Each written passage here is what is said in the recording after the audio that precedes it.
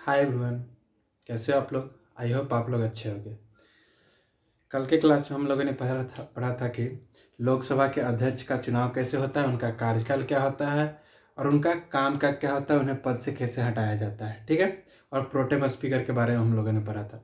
आज हम लोग पढ़ेंगे लोकसभा के उपाध्यक्ष के बारे में, है ना। क्योंकि संसद के पीठासीन अधिकारी के अंतर्गत लोकसभा के अध्यक्ष, उपाध्यक्ष, उसी तरह राज्यसभा के सभापति और उपसभापति आते हैं। ठीक है। चलिए तो आइए देखते हैं लोकसभा के उपाध्यक्ष के बारे में। जिस तरह आर्टिकल 93 में लोकसभा के अध्यक्ष के बारे में होता है, उसी तरह आर्टिकल 93 में ही लोकसभा के उपाध्यक्ष के बारे में भी होता है, दिया होता है। ठीक है। उसकी चर्चा होती है आर्टिकल 93 में ही लोकसभा के अध्यक्ष की और उपाध्यक्ष की, दोनों की। चलिए देखते हैं कि अब लोकसभा के उपाध्यक्ष का चयन कैसे होता है। तो लोकसभा के सदस्यों द्वारा ही, जिस प्रकार देखिए आज हम ये मैं लोकसभा के उपाध्यक्ष के बारे में लिख चुका हूँ और मैं बताते चलूंगा लोकसभा के अध्यक्ष और उपाध्यक्ष दोनों में कंपेयर करते हुए बताते चलूंगा, जिससे आप लोग को ज़्यादा समझ में आएगा। ठीक है। तो जिस प्रकार लोकसभा के अध्यक्ष का चुनाव लोकसभा के सदस्य ही करते हैं, उसी प्रकार लोकसभा के उपाध्यक्ष का चुनाव भी लोकसभा के सदस्य ही करते हैं। ठीक है। तो पर होता क्या है कि पहले लोकसभा के अध्यक्ष का चुनाव हो जाता है, तब लोकसभा के उपाध्यक्ष का चुनाव होता है। ठीक है। नेक्स्ट देखिए, लोकसभा के जो अध्यक्ष होते हैं उनके चुनाव की तारीख कौन तय करते हैं? राष्ट्रपति करते हैं। परंतु जो लोकसभा के उपाध्यक्ष होते हैं उनके चुनाव की तारीख जो होता है अध्यक्ष स्वयं तय करता है। ठीक है। बात यहाँ समझना है कि लोकसभा के अध्यक्ष के चुनाव की तारीख राष्ट्रपति तय करते हैं, परंतु लोकसभा के उपाध्यक्ष के चुनाव की तारीख जो लोकसभा के अध्यक्ष होते हैं वो तय करते हैं, क्योंकि लोकसभा के उपाध्यक्ष से पहले लोकसभा के अध्यक्ष का चुनाव हो चुका होता है। नेक्स्ट अब देखते हैं, अब वो ये हो गया उनके चयन होने का तरीका। अब वो अपना पद किस प्रकार छोड़ सकते हैं। ठीक है। तो लोकसभा के अध्यक्ष, कल एक चीज छूट गया था वो बताने के लिए कि लोकसभा का जो अध्यक्ष होता है उनके पद त्याग के बारे में, वो पद कैसे छोड़ेंगे, उनको पद से कैसे हटाया जाता है, उसकी चर्चा अनुच्छेद 94 में है। तो उपाध्यक्ष हो या अध्यक्ष हो, दोनों के पद त्याग की चर्चा 94 और पद ग्रहण करने की चर्चा 93 में है।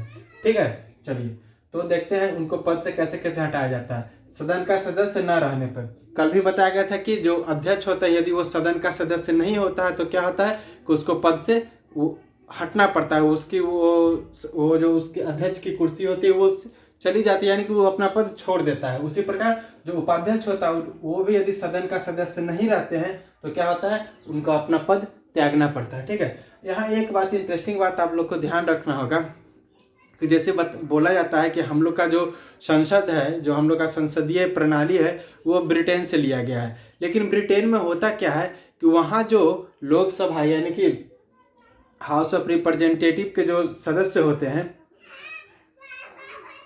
तो हाउस ऑफ कॉमन्स के जो हाउस ऑफ रिप्रेजेंटेटिव अमेरिका में होता है। ठीक है। तो हाउस ऑफ कॉमन्स के जो वहाँ सदस्य होते हैं, हाउस ऑफ कॉमन के जो अध्यक्ष होते हैं वो जो होते हैं वो किसी भी पार्टी के मेंबर नहीं होते। वो जब चुनने जाते हैं, चुनने के पहले वो किसी भी पार्टी के मेंबर हो सकते हैं, लेकिन जब वो वहाँ के स्पीकर चुन लिए जाते हैं तो वो उस पार्टी की सदस्यता छोड़ देते हैं। वो इसलिए करते हैं कि वो जो अध्यक्ष होता है उसको निष्पक्ष होना होता है। ठीक है।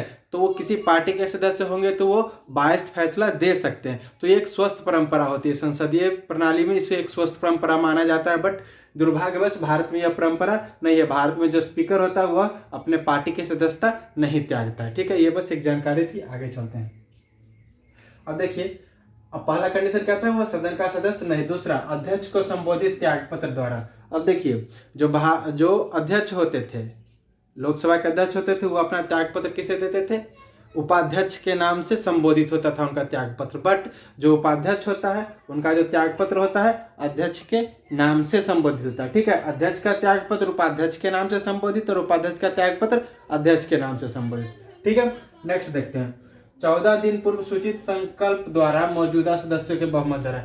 जैसे अध्यक्ष को कैसे हटाया जाता था कि मौजूदा सदस्य विशेष बहुमत द्वारा क्या करते थे, उनको हटाते थे। 50 लोगों का उसमें हस्ताक्षर होता था और वो यदि अध्यक्ष को हटाना है तो उससे 14 दिन पूर्व सदन में सूचना दी जाती थी। तो उसी प्रकार क्या होता है कि यदि उपाध्यक्ष को हटाना है तो उसके लिए भी 14 दिन पूर्व सदन में सूचना देनी होगी और मौजूदा सदस्य के बहुमत द्वारा हटाया जाता है। जिस प्रकार अध्यक्ष को हटाया जाता है तो उसी प्रकार उपाध्यक्ष को भी हटाया जाएगा। ठीक है, देखिए ये कार्य क्या क्या करते हैं।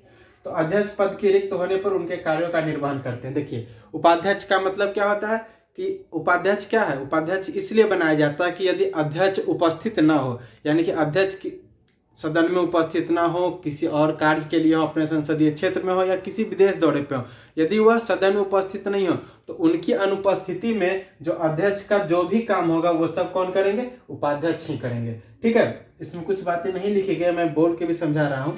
तो अब देखिए, अब यदि जब वो अध्यक्ष के पद पे हैं, ठीक है, तो जितनी भी यदि उपाध्यक्ष अध्यक्ष के पद पर अध्यक्ष का काम कर रहे हैं तो उनकी जो भी वेतन भत्ता जो भी बनेगा वो सारा अध्यक्ष वाला ही बनेगा। ठीक है, उनका पावर जो होगा वो अध्यक्ष वाला होगा, यानी कि उनकी हायरार्की यदि उस समय जोड़ी जाएगी जब वो अध्यक्ष के पद पर हैं तो उनकी हायरार्की 7 भी होगी, यानी कि चीफ जस्टिस ऑफ इंडिया के साथ वो 7वें नंबर पर होंगे। बट यदि वो जिस टाइम सदन में जो अध्यक्ष है, जो रियल अध्यक्ष है वो है, तो जो उपाध्यक्ष होंगे वो सदन के एक आम मेंबर की तरह काम करेंगे। बात समझ में आई?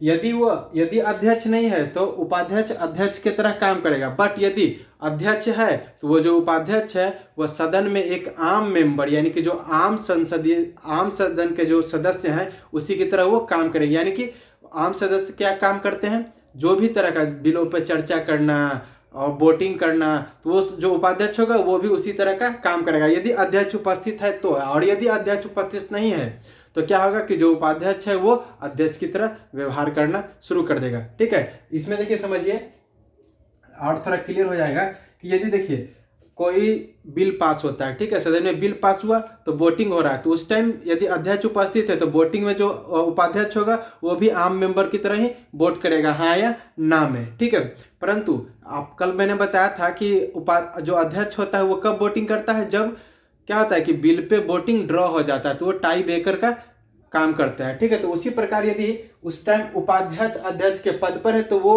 आम बिल में आम सदस्य की तरह वोटिंग नहीं करेगा, वो वोटिंग करेगा अध्यक्ष की तरह। बट यदि अध्यक्ष उपस्थित है तो उपाध्यक्ष आम सदस्य की तरह वोटिंग करेगा। बात क्लियर?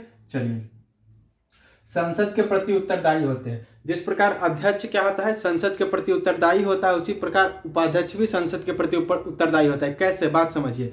अब यहाँ शब्द आ रहा है उपाध्यक्ष, तो लोगों के मन में चल रहा है कि उपाध्यक्ष है तो अध्यक्ष के अंडर में काम करता होगा, ऐसा जैसे कि इधर की हायरार्की जो होती है उसी तरह काम करता है। बट सदन में ऐसा बात नहीं, यदि अध्यक्ष के अंदर में उपाध्यक्ष काम नहीं करता, उपाध्यक्ष एक स्वतंत्र है, अध्यक्ष के अंदर में वो काम नहीं करता है, वो किसके प्रति उत्तरदायी होता है, संसद के प्रति उत्तरदायी होता है, ना कि अध्यक्ष के प्रति उत्तरदायी होता है। बात क्लियर?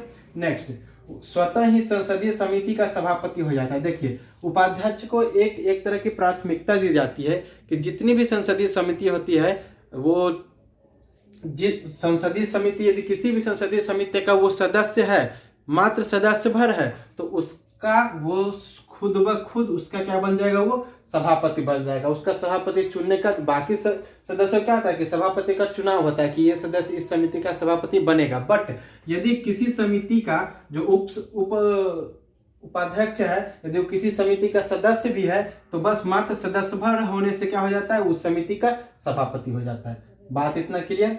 चलिए, अब कुछ है नोट्स देख लेते हैं। देखिए, 11वीं लोकसभा से विपक्षी दल से वाइस स्पीकर होता है। देखिए, बात यहाँ क्या है कि जब तक 10वीं लोकसभा थी, ठीक है, भारत में अभी 16वीं लोकसभा संपन्न हुई है, तो 10वीं लोकसभा तक क्या होता था कि जो अध्यक्ष होता था और उपाध्यक्ष होता था दोनों सत्ताधारी दल का होता था। बट 11वीं लोकसभा से एक स्वस्थ परंपरा, इसको हम बोल सकते हैं कि 11वीं लोकसभा से एक इस तरह की परंपरा चली है। एक बात ध्यान रखना है कि ये परंपरा है, ये संविधान में लिखित नहीं है, ठीक है, ये एक परंपरा है जो कि संसद सदस्यों द्वारा शुरू की गई है कि 11वीं लोकसभा से क्या होता है कि जो अध्यक्ष होता है, अध्यक्ष सत्ताधारी दल से होता है और जो उपाध्यक्ष होता है वो विपक्षी दल का होता है। बात क्लियर? याद रखना है कि यह परंपरा है, किसी संविधान में इसके बारे में चर्चा नहीं है कि वो सत्ताधारी दल से होगा या विपक्षी दल से होगा। बट याद रखना है कि 11वीं लोकसभा से क्या हो गया है कि जो वो होगा उपाध्यक्ष होगा वो विपक्षी दल का होगा। देखिए भारत सरकार अधिनियम 1919 द्वारा, अब देखिए ये जो पद है अध्यक्ष का और उपाध्यक्ष का, वो भारत सरकार अधिनियम 1919 द्वारा सृजित किया गया है। ठीक है, यानी कि ये जो स्पीकर का और अध्यक्ष का और उपाध्यक्ष का जो पद सृजन हुआ भारत में, तो वो भारत सरकार अधिनियम 1919 द्वारा। 1919 में कौन थे, याद है? कमेंट कीजिए कि 1919 में भारत के गवर्नर जनरल कौन था, भारत के गवर्नर कौन था। ठीक है, तो भारत सरकार का अधिनियम 1919 द्वारा। ठीक है, मॉन्टेग्यू चेम्सफोर्ड बता देते हैं। ठीक है, मॉन्टेग्यू चेम्सफोर्ड के समय में ये हुआ था। ठीक है, भारत सरकार अधिनियम 1919 द्वारा ये दोनों पद सृजित किया गया था। कौन?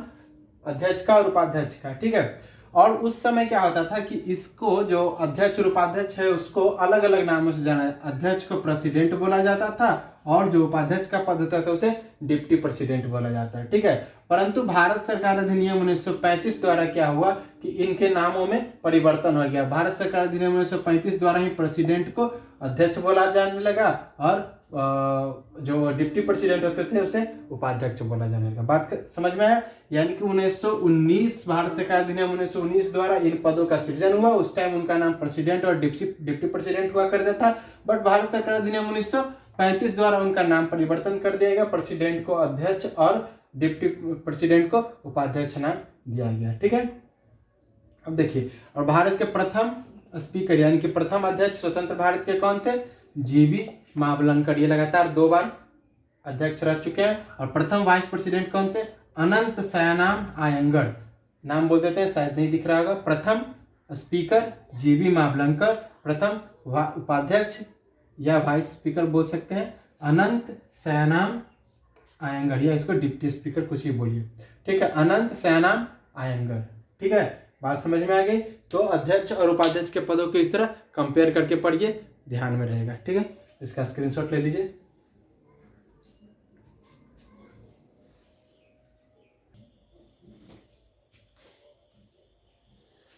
चलिए आइए अब देखते हैं संसद के एक और पीठासीन अधिकारी के बारे में, जो है राज्यसभा का सभापति। तो राज्यसभा के सभापति के बारे में अनुच्छेद 89 में दिया गया है। ठीक है, राज्यसभा के सभापति के बारे में। तो राज्यसभा का सभापति होता कौन है? तो राज्यसभा के सभापति हमारे देश के जो उपराष्ट्रपति होते हैं वही राज्यसभा के सभापति होते हैं और वही राज्यसभा के पीठासीन अधिकारी होते हैं। ठीक है, पीठासीन अधिकारी होने का मतलब राज्यसभा में जितने भी काम होंगे उन्हीं के आदेशानुसार होंगे। ठीक है, किसी भी बिल पे चर्चा होना और कोई भी काम, जितने भी तरह के काम राज्यसभा में होंगे वो सभी राज्यसभा के पीठासीन अधिकारी के आदेश पे ही होते हैं। और राज्यसभा के पीठासीन अधिकारी कौन होता है? भारत का उपराष्ट्रपति। ठीक है, और उन्हीं को क्या बोला जाता है? राज्यसभा का सभापति। ठीक है, अब देखिए, अब राज्यसभा के सभापति के बारे में हम क्या करते हैं कि लोकसभा के अध्यक्ष और राज्यसभा के सभापति के बीच कंपैरिजन करके याद करते हैं। इससे क्या होगा कि आपको लोकसभा के अध्यक्ष के बारे में रिमाइंड भी हो जाएगा और राज्यसभा के सभापति के बारे में याद भी हो जाएगा, और दोनों को कंपेयर करके पढ़ेंगे तो हमको जल्दी याद होगा। ठीक है, चलिए देखते हैं, दोनों को कंपेयर करते हैं। देखिए क्या है, पहला पॉइंट है लोकसभा के पीठासीन अधिकारी। जो लोकसभा के अध्यक्ष होते हैं वो क्या होते हैं? लोकसभा के पीठासीन अधिकारी होते हैं, यानी कि लोकसभा में जो भी काम होता है लोकसभा के अध्यक्ष के कथनानुसार होता है। उसी तरह जो राज्यसभा के सभापति होते हैं वो राज्यसभा के पीठासीन अधिकारी होते हैं, यानी कि राज्यसभा में जो भी काम होता है वो राज्यसभा के पीठासीन अधिकारी के कथनानुसार होता है। ठीक है, दूसरा पॉइंट देखते हैं, विधेयक धन विधेयक है या नहीं। कल के क्लास में मैंने बताया था कि कौन सा विधेयक धन विधेयक है, कौन सा विधेयक साधारण विधेयक है। तो कोई विधेयक धन विधेयक है या नहीं इसको तय कौन करता है? लोकसभा अध्यक्ष करता है और उसी का ही निर्णय अंतिम होता है। परंतु राज्यसभा के सभापति के पास ऐसी कोई शक्ति नहीं है कि वो बताए कि कौन सा विधेयक धन विधेयक है और कौन सा विधेयक धन विधेयक नहीं है। ठीक है, तो ये शक्ति राज्यसभा के सभापति के पास नहीं है, जबकि लोकसभा के सभापति के पास है। संयुक्त बैठक का पीठासीन अधिकारी, कल मैंने बताया था कि अनुच्छेद 108 के अंतर्गत क्या किया जाता है? संयुक्त बैठक बुलाया जाता है, जो राष्ट्रपति बुलाते हैं। ठीक है, तो यदि संयुक्त बैठक होती है तो उसका जो पीठासीन अधिकारी होती है, यानी कि उस बैठक की अध्यक्षता कौन करता है? लोकसभा अध्यक्ष करता है, जबकि राज्यसभा वैसी कोई राज्यसभा जो राज्यसभा के सभापति होता है वो संयुक्त बैठक की अध्यक्षता नहीं करता है, परंतु राज्यसभा का जो सभापति होता है कौन होता है? उपराष्ट्रपति होता है। तो यानी कि जब देश में राष्ट्रपति अनुपस्थित होते हैं तो राष्ट्रपति के जगह राष्ट्रपति का काम कौन करते हैं? उपराष्ट्रपति यानी कि राज्यसभा के सभापति। एक बात और यह ध्यान रखना है कि जब वो राष्ट्रपति का काम कर रहे हैं तो वो राज्यसभा के सभापति नहीं होंगे, उस समय राज्यसभा के उपसभापति राज्यसभा के सभापति होंगे। फिर से समझिए कि जब राज्यसभा के जो सभापति हैं यानी कि वो उपराष्ट्रपति होते हैं, तो जब देश में राष्ट्रपति अनुपस्थित है तो क्या करेंगे? तो उपराष्ट्रपति देश के राष्ट्रपति बन जाएंगे। तो उस समय क्या होगा कि राज्यसभा की सीट खाली हो जाएगी, राज्यसभा के सभापति की सीट खाली हो जाएगी, क्योंकि एक व्यक्ति दो काम नहीं कर सकता। जो उपराष्ट्रपति थे वो तो राष्ट्रपति के पद पे चले गए हैं राष्ट्रपति के अनुपस्थिति के कारण, तो उस समय जो राज्यसभा के उपसभापति होंगे वो राज्यसभा के सभापति का काम करेंगे। ठीक है, तीसरा पॉइंट देखते हैं, संसद के सदस्य होते हैं। तो लोकसभा अध्यक्ष के बारे में पता है कि वो संसद के सदस्य होते हैं, है ना। वो यदि वो संसद के सदस्य नहीं रहते तो क्या होते? लोकसभा के अध्यक्ष बन ही नहीं पाते। परंतु इंटरेस्टिंग बात यह है कि जो राज्यसभा के सभापति होते हैं वो संसद के सदस्य नहीं होते हैं। ठीक है, क्योंकि उपराष्ट्रपति संसद के सदस्य, राष्ट्रपति या उपराष्ट्रपति संसद के सदस्य नहीं होते। राष्ट्रपति संसद का भाग होता है लेकिन संसद का सदस्य नहीं होता है। उसी तरह राज्यसभा के सभापति यानी कि उपराष्ट्रपति वो भी संसद के सदस्य नहीं होते। यहाँ बात ध्यान रखने योग्य है कि जो लोकसभा के अध्यक्ष वो संसद के सदस्य होते हैं, जबकि राज्यसभा के सभापति संसद के सदस्य नहीं होते हैं। ठीक है, बराबर मत होने पे मतदान। देखिए, लोकसभा के अध्यक्ष मैंने बताया था कि जब विधेयक पास होता है तो यदि वोटिंग हो जाए, तो यदि वोटिंग टाई हो जाए यानी कि दोनों पक्ष में और विपक्ष में बराबर मत पड़े तो क्या होगा? उस समय लोकसभा के अध्यक्ष क्या करेंगे? वोटिंग करेंगे और वो पक्ष में वोट कर दे या विपक्ष में कर दे, उसी से फैसला होगा। तो राज्यसभा के सभापति के पास भी ये अधिकार है। ये बहुत इंटरेस्टिंग बात ये है कि राज्यसभा के सभापति जिस तरह लोकसभा के अध्यक्ष क्या है कि साधारण वे में मतदान नहीं करते हैं, उसी तरह राज्यसभा के सभापति भी साधारण वे में मतदान नहीं करते हैं। परंतु राज्यसभा के सभापति संसद के सदस्य नहीं होते हुए भी यदि राज्यसभा में वोटिंग के दौरान मत बराबर हो जाए तो वो भी मतदान कर सकते हैं, यानी कि तब उन्हीं के मत से फैसला होगा कि कौन वो फैसला विपक्ष में दे दे, यानी कि वो वोट विपक्ष में दे दे या विधेयक के पक्ष में दे दे। तो ये ध्यान रखना है कि राज्यसभा के सभापति सभा का यानी कि राज्यसभा का सदस्य न होते हुए भी यदि मत बराबर होता है तो बराबर मत होने पर वो भी वोट कर सकते हैं। लेकिन साधारण में जब ऐसे ही वोटिंग हो रही तो वो मत नहीं दे सकते, लेकिन टाई होने पर वो भी मत कर सकते हैं और ये भी मत प्रदान कर सकते हैं। ठीक है, जो लोकसभा के अध्यक्ष है उनको संसद द्वारा निर्धारित और संचित निधि पर भारित वेतन एवं भत्ता मिलता है। ठीक है, लोकसभा के अध्यक्ष को, उसी तरह राज्यसभा के सभापति को भी संसद द्वारा निर्धारित और संचित निधि द्वारा भारित वेतन मिलता है। ठीक है, तो लोकसभा के जो सभापति हैं राज्यसभा के जो सभापति हैं वो उपराष्ट्रपति होते हैं और उपराष्ट्रपति का वेतन 4 लाख रुपए 2018 में निर्धारित किया गया था। लेकिन अभी क्या है कि कोरोना में देश की आर्थिक स्थिति कमी होने के कारण सारे जो संसद सदस्य होते हैं उनके वेतन में 30% की कटौती कर दी गई है। तो इसमें 30% की कटौती आप कर दीजिएगा तो 1,20,000 कम कर दीजिए, तो यानी कि 2,80,000 रुपये उनका भी वर्तमान वेतन है। ठीक है, तो बस यहाँ देख लीजिए, इसको इस तरह से याद कीजिए, दोनों को कंपेयर करके तो ध्यान में रहेगा। ठीक है, चलिए इसका स्क्रीनशॉट ले सकते हैं।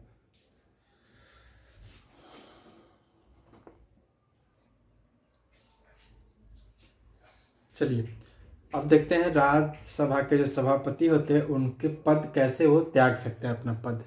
ठीक है, पीछे हमने नियुक्ति देखा, दोनों को कंपैरिजन करके देखा, लोकसभा के अध्यक्ष और राज्यसभा के सभापति के बारे में। उसको एक बार ध्यान से देखिए, वीडियो 1-2 बार देखिए, बहुत क्लियर हो जाएगा।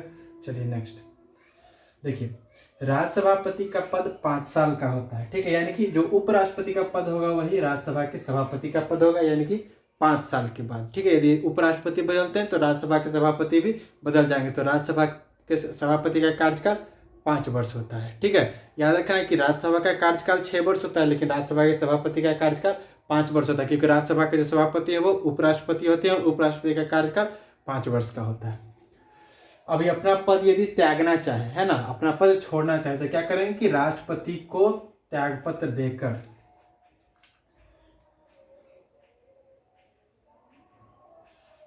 क्या करेंगे कि राष्ट्रपति को अपना त्यागपत्र राष्ट्रपति के नाम के लिखेंगे और अपना त्यागपत्र देके अपना पद छोड़ सकते हैं। ठीक है, एक बात ध्यान देने योग्य बात है कि जो भारत के उपराष्ट्रपति हैं उन पर महाभियोग लगाने के बारे में संविधान में कहीं कोई भी चर्चा नहीं की गई है। ठीक है, तो ये बात ध्यान रखना है कि भारत के उपराष्ट्रपति को हटाने के लिए संविधान में कहीं भी चर्चा नहीं की गई, इसलिए उन पर महाभियोग लगाने का कोई खास तरीका नहीं दिया गया।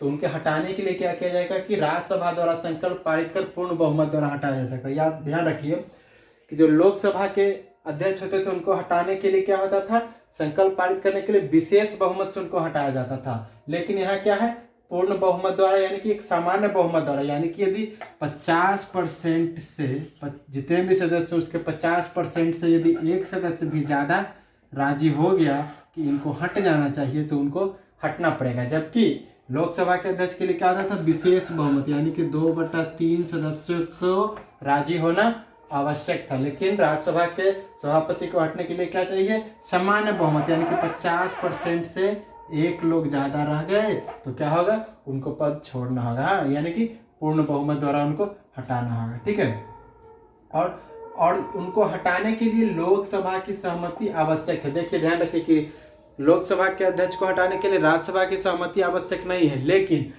जो राज्यसभा के सभापति है उनको हटाने के लिए लोकसभा की सहमति की आवश्यक है। लोकसभा की सहमति आवश्यक है, क्यों? क्योंकि जो राज्यसभा के सभापति वो क्या होते हैं कि देश के उपराष्ट्रपति भी होते हैं। तो उपराष्ट्रपति का चुनाव सिर्फ राज्यसभा के बल पे ही नहीं होता, उसमें लोकसभा के मेंबर भी शामिल होते हैं। इसी कारण क्या है कि लोकसभा की सहमति उसमें आवश्यक है। और उनको यदि हटाना है तो उससे 14 दिन पूर्व, जिस तरह की लोकसभा के अध्यक्ष में भी 14 दिन पूर्व सदन में आपको नोटिस देना होगा, तभी आप उनको हटाने का प्रस्ताव पास कर सकते हैं। ठीक है, तो इसको ध्यान से देख लीजिए।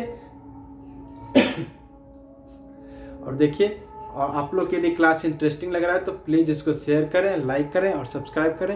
And keep watching and good day, bye.